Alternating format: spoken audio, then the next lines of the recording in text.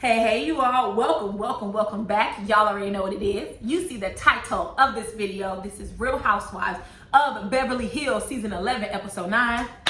Before we get into it, you all, I'm gonna be real quick today. I got 3 videos to film. Y'all know my internet don't work. I have a meeting at 3, so I got to hurry up. These videos shouldn't be more than 15 minutes long, but every time I say that, it's like 20-30 minutes long. But seriously, we gonna go through these. Also, forgive my hair. I need to take down my soft locks today. I cut them Friday and I didn't take them down, but I think I kind of like them shoulder length on me. I might continue to get it this way. Yes, darling. But anyways, that's why my soft locks are short. And if you see some hair poking through, it's because I started to take them down. So I got a lot going on this here Sunday. So let's go ahead and get into it. So we pick up where we left off. Oh, disclaimer, I am not going to be very empathetic.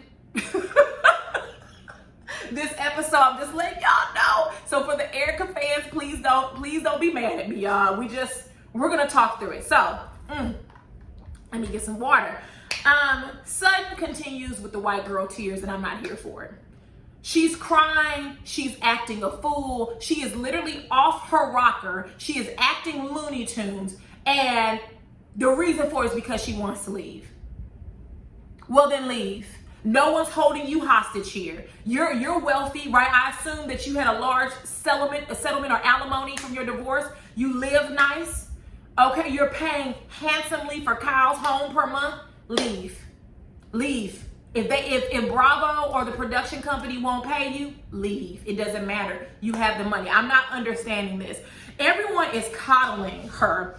And I made this note I put this note down. I said, I'm sick of this. She is not a child. When I was growing up, my parents, my grandparents, my aunts and uncles, they always said, white women will cry when they want to get their way. And to me, I feel like that has not even just them getting their way. Crying is a signal and a call for violence. I'm sure everyone is familiar with what happened over the weekend with that white woman in Victoria's Secret. Her crying was a signal and a call for violence. I am not going to coddle Sutton. This is Garcelle's party.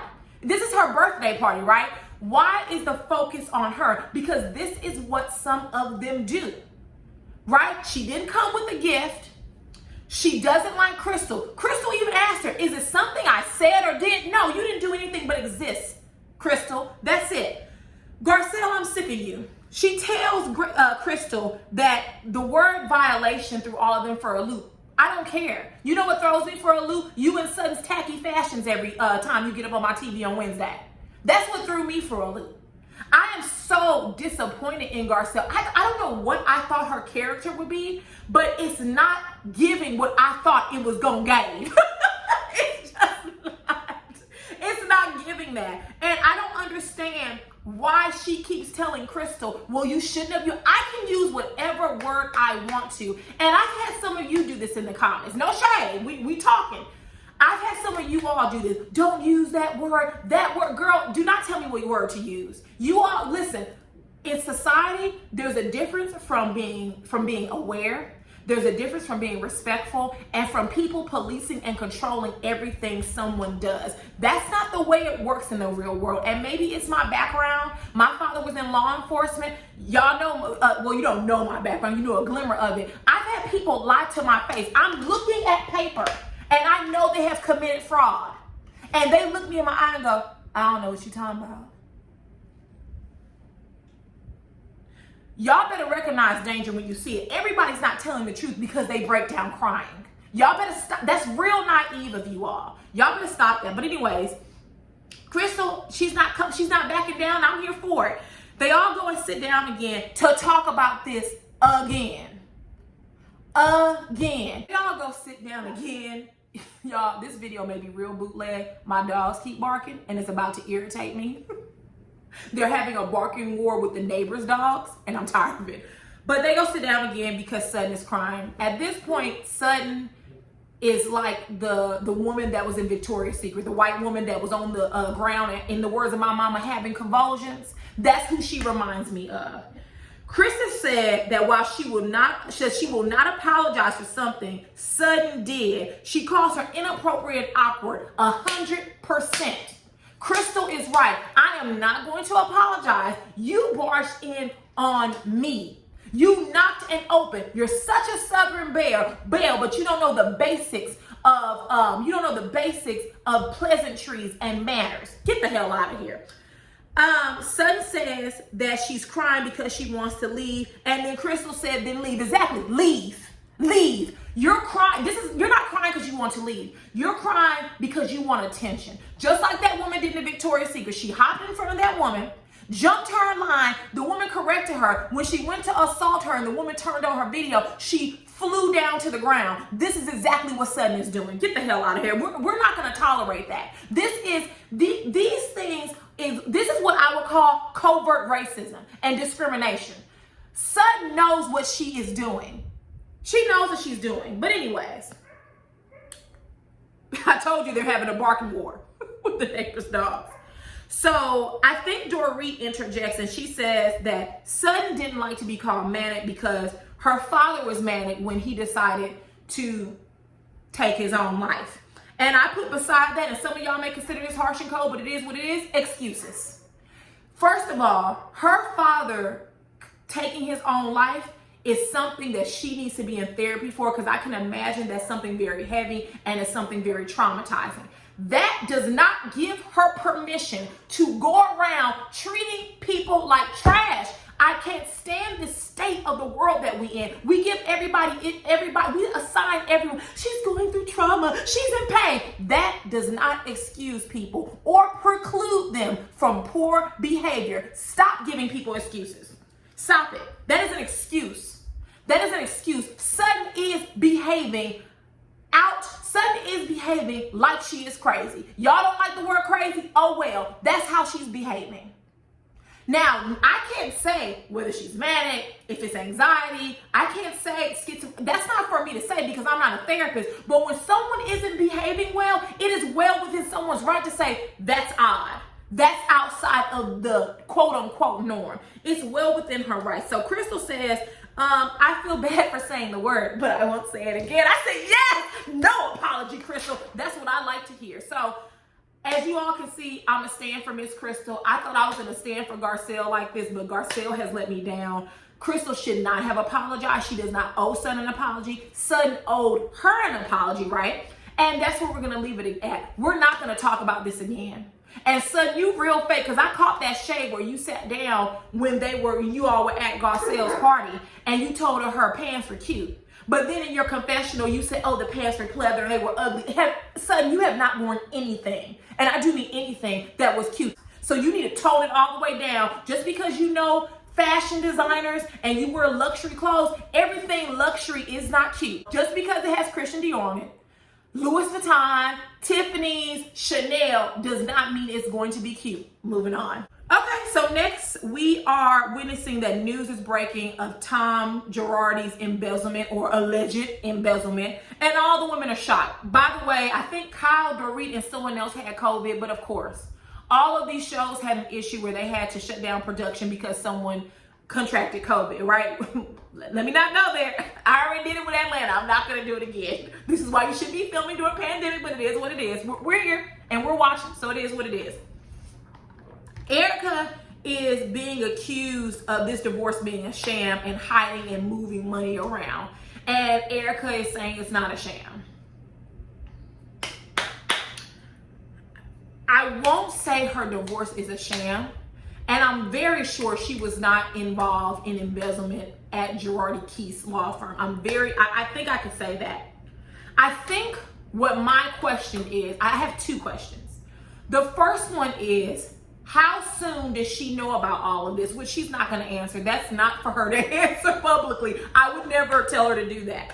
But then the second one is, if the embezzlement, alleged embezzlement, if there were not a federal case, if Tom Girardi had not taken those victims' settlement money from Boeing, would she still be with Tom despite him being mean nasty, rude, vile, controlling, her feeling unseen and unheard, her being disrespected. If the answer to all of those is yes, I'm not gonna feel sorry for you, because you're willing to tolerate abuse as long as it has some type of financial gain attached to it.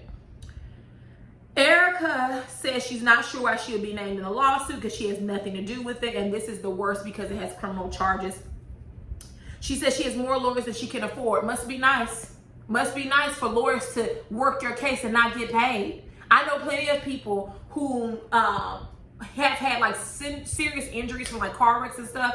And when the law firm found out that the person was not a citizen of the United States, I'm talking about in Texas, when the law firm found out that the person didn't have insurance, they dropped their client because they couldn't get no money from it. So it must be nice to know people in high places that will take your case and work it for free for an indefinite amount of time. I'm just...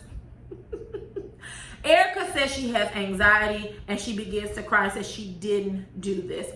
I don't think she had anything to do with the embezzlement, but I think the question is, so I see people put in my comments that Girardi Keys transferred $20 million to Erika's personal bank account. I'm not sure the ins and outs. I have not researched it. But if that is true, I would like to know why Girardi Keys is giving you $20 million. Now, I don't know why. I have not researched it, didn't care to.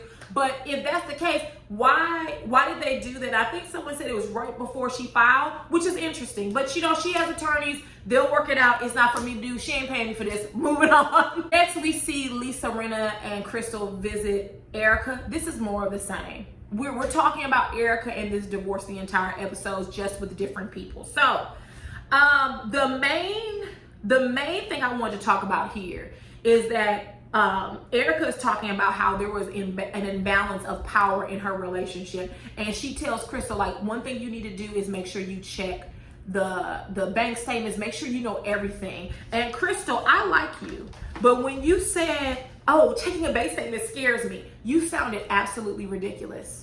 I don't care if you're wealthy or not. When you're married to someone, you should know tax information, financial information, because guess what? The IRS and the feds, Uncle Sam, they don't give a damn about you being blindly ignorant. They don't give a damn about any of that. And so the fact that you don't even look at the bank account, you don't know, I actually agree with Erika. You need to know. I agree with Rinna. You need to know. But in this case, you housewives, and I think Rinna even said it in her confessional, you all are walking around not knowing because you're housewives. When you're earning money and you're working in a relationship, you have a different outlook. So, Crystal, you need to get that together. She did say that if she asked her husband and he refused to show her, that would be a red flag. However, Crystal, I will say this, and I think this is what Erika was saying, when you've reached that point, it's too late. Because Erika said she would ask him for things and he refused to talk about it. She says that she was continuously shut out and how he was mean and vicious. So you really do need to pay attention that when you ask for something and he refuses to show you, you might want to test that, Crystal. You might want to say, let me go home and ask for these bank statements and see what he will say, because once you've asked and he's refused, it's too late. So although I'm not here for the character that is Erika Jayne, I absolutely agree with it. Also, something else I wanted to point out in this scene, notice that in Erika's confessional, she kept speaking about Tom in facts instead of alleging. So she said, Tom has made a mess for all of us. She didn't say alleged, right? She said she divorced him because she was unseen, she was unheard, he was mean to her and all this. But then she says, Tom has made a mess for all of us. What mess would you be talking about, Erika? Huh? Because you don't know anything, right? You didn't know any of this was going on. So what are you talking about? She said, oh, let me finish that. She says, Tom has made a mess of all of this for what he has done. But then she corrected and says, whatever he's done. Yeah, you caught yourself slipping, sis. See, you want to pretend like you don't know nothing, but you're saying you left because you were unheard, he wasn't affectionate, he was mean, blah, blah, blah. This is the reason. This is why you left. If you let people talk, they will tell on themselves. She, what else did I write down here? She said Tom Girardi brought Tom Girardi down. No alleged. So if you're telling me that one day you said, you know what, I'm gonna divorce him, I'm unseen, he's mean, there's a power imbalance, but you keep referencing all this as fact. What did you know, Erika? What did you know? Moving on. Kyle and Garcelle meet up. Of course, Garcelle has to stay far away from her because of COVID, which it was crazy to me. If they have COVID, why are y'all constantly filming scenes in person? Kyle kept, throughout this episode, she would go visit her sister. Later, when she goes visit Erika, or they decide to take a walk together, she says, oh, I can't hug because I have COVID, but then she rips off her mask and she sits a centimeter apart. You might as well hug the girl. Like, do you think germs only transfer when you hug someone? Like, that's crazy. But something I want to note here, Garcelle and Kyle are talking about Erika, and Garcelle's like, we're hearing something different or new every day. I mean, is it possible that she has something to do with it? She's like, I don't really know it, but you all do. Kyle says she doesn't see Erika doing that. But here's the thing. You don't know people. And I cannot stress this enough. You don't. You know as much as people tell you. Let's say I believe everything Erika is saying. Erika has been pretending for a long time then, because every time she would be seen with Tom, she was all smiles. Every time she talked about Tom, it was with reverence and respect and love, and he's this, he's that, he's an amazing lawyer. So she was putting 20 on 10 this whole time. Let's say I believe everything Erika's saying. That alone makes me side-eye you. Because if everything Erika's saying is true, you're a liar.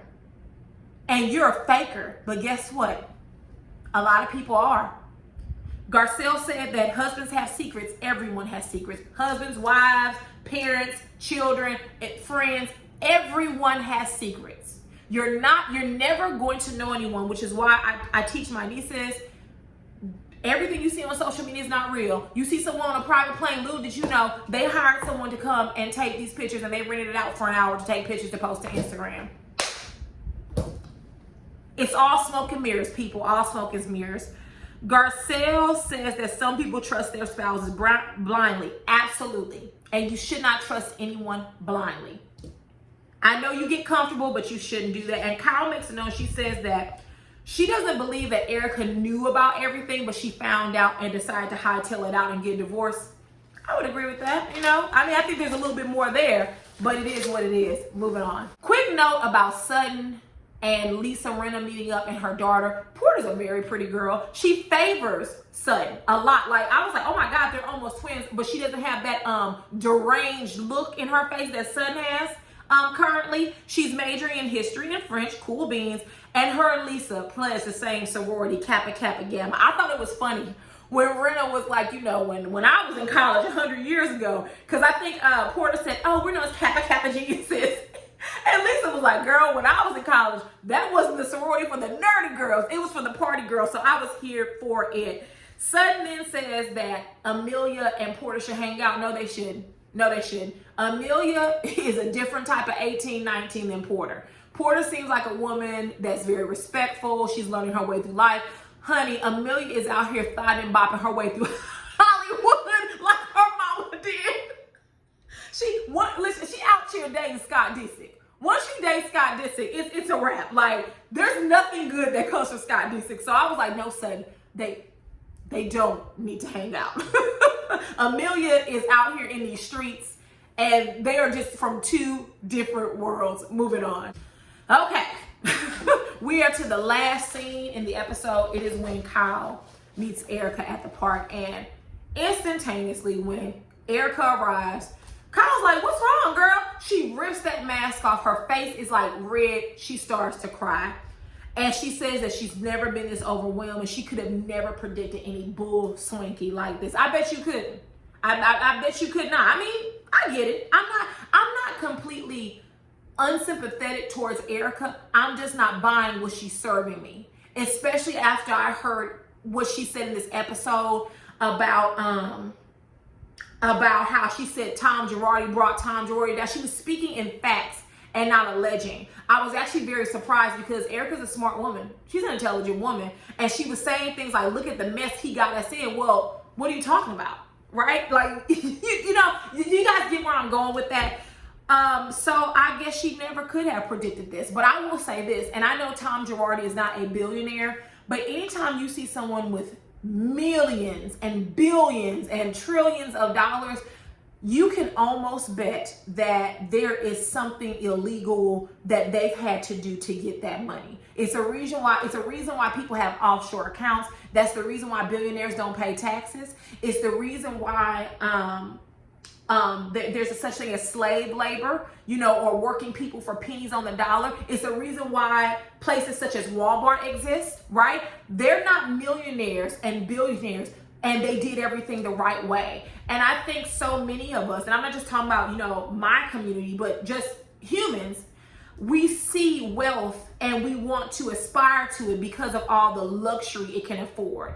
But we don't realize that in order to amass that type of wealth, it's something that someone had to do that wasn't ethical to get there. Whether it's not paying their employees, not providing insurance, whether it's, using China, right, and working children and things of that nature. It's something they may have done. Now, I'm not saying you could guess it, but I'm just like, no one gets to a billionaire and they're just like, oh my God, I didn't do it. You've had to do something to acquire billionaire status. It just depends on what it is. Erika says she has a story to tell, but now is not the time. And you can't do it right now. You're in the middle of a lawsuit. But I can guarantee you when all of this blows over, I don't think Erika will go to jail.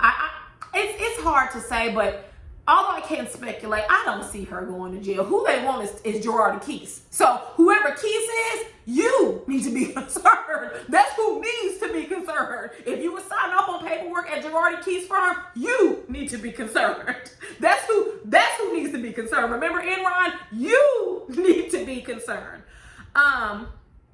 She says there's nothing she can do but wait. Absolutely. You're not going to tell it. You really can't speak about it. I imagine that does feel frustrating, right? She says she feels very lonely and that she said she's questioning everything because it's funny how people have distanced themselves. She's absolutely right. She said, if you want to know who your friend is, go broke or go to jail. Absolutely right. You want to know who your friend is, get sick. Get sick. My sister got sick with multiple sclerosis, and I'm talking about friends and some family alike. Don't call, don't visit, nothing, because she no longer has anything to offer them. It's sad, it's unfortunate, but that is the way the world is. I actually had a conversation with my friends about that. I actually broke down in a restaurant in Kansas City crying because I was like, what if I got sick? Would my friends do that? My friends were like, we would never do that. And I don't think they would. But me watching that, I know how people are. That's why I keep saying a lot of, not y'all, but individuals, people in general can be very naive about things. When something goes down, people will distance themselves from you when they can no longer benefit. Even if the benefit is just them meeting you for dinner, when they no longer can benefit in whatever way they feel is beneficial, they're done. So I know Erika's not lying about that. People probably have. You call a good girlfriend for a lunch date, sorry Erika, I can't do it, hang up. Don't want to be nowhere near you. No, and like they said, when it was good, when Tom was being given awards from outstanding trial lawyer, everybody was gathered around. But when it gets bad, people leave. That's true, 100% true. Then she says that Tom can't see well, he can't hear well, he's degrading in front of her eyes. Yeah, he's old. He's old. But I took that, and maybe it's me, you all, of course, can tell me what you think in the comments. I took that as her giving Tom an out. Oh, he can't see well, he can't hear well. Honey, he could see and hear well enough to allegedly steal that $1 billion settlement from his clients, right? He saw good enough then. He heard cha-ching, good enough then. Tom wants Erika to pay for his attorney fees. Okay, yeah, totally ridiculous. He provided for her the entirety of the marriage, but now since you're divorcing me, my law firm has claimed bankruptcy. I don't have any money. Has he filed personal bankruptcy though? I don't know that. If you all know the answer, I don't know, so I'm asking. I wonder if he's filed personal bankruptcy or if it just was his, if it just was Girardi Keys. Now, here's what Erika, I said, baby, I don't know how long Erika's been acting. Apparently, it's been her whole life. Obviously, because she's saying her whole life was a lie with Tom. It's been at least 20 years that she's been lying and pretending. And she says that at home wasn't great. She says that he would support her outwardly, but not inwardly. And this is where she channeled her inner Meryl Streep. And in her confessional, she says, I would go to hug him, and he wouldn't hug me back. I said, you know what, Erika? The Oscar goes to you. You are putting 20 on 10 with this. He wouldn't hug me back. I said, okay, Erika Streep, I see you. You better get your acting on for these courts and this television show. While her and Kyle are talking, you know, Kyle said, you always said that you would be with him till the end. And she said, yeah, this is the end. And you know what? It is. Absolutely it is. And I'm not criticizing Erika for leaving. No one wants to be involved in illegal foolishness. I get it. But the reasons that she's naming, I question that. And there are other questions that I have. So tell me all what y'all think. I thought it was a very good episode. I am firmly Team Crystal. Team Crystal. Crystal, don't you mess that up for me. I have no problem not having favorites on these shows, okay? But I am firmly Team Crystal. I am not here for Sutton. I just can't believe it. Yes, I can. The coddling that they're doing of an adult woman who has an adult child. But let me say this. White women will always stay on code. The black community, we can never stay on code. And I'm not saying that we should do it to the detriment of us. That's not what I'm saying. But just like in Real Housewives of New York, I'm watching Ebony, and of course, every scene she has to be about race. If I was on the show, I would pull Ebony to the side, off camera, off mic, everything. Hey, good sis, I know what you're trying to do. I get it. You need to stop right now. Because when this show airs, they're going to say that you are the downfall of New York. Don't do that. I'm not saying don't get these women together when it's time, but everything does not have to be a history lesson on race. We need to pull it back a little, and we need to do it when the time is right. I wouldn't be a Brashawn. I would not be a Garcelle. I would pull you to the side and be like, hey, sis, this ain't no good look. Because I know what they're about to do. They're about to villainize you, sis. Pull it back. That's what I mean by staying on code. On camera, I wouldn't say anything of the sort. Even if I disagree with her, I might say, okay, that's enough, Ebony. Let's talk about this later. But I would not chastise her and chide her on camera the way Brashawn has been doing Ebony and the way Garcelle has been doing Crystal. There's a way. We need to learn that, hey, some things, let's talk about offline. So get in the comments, tell me what you all think. And if there is nothing else, I will see you all later because I have 2 other videos to film. BET Presents and Love Marriage Hunter. So see you then, y'all. Bye-bye. Thanks for watching, y'all. Bye.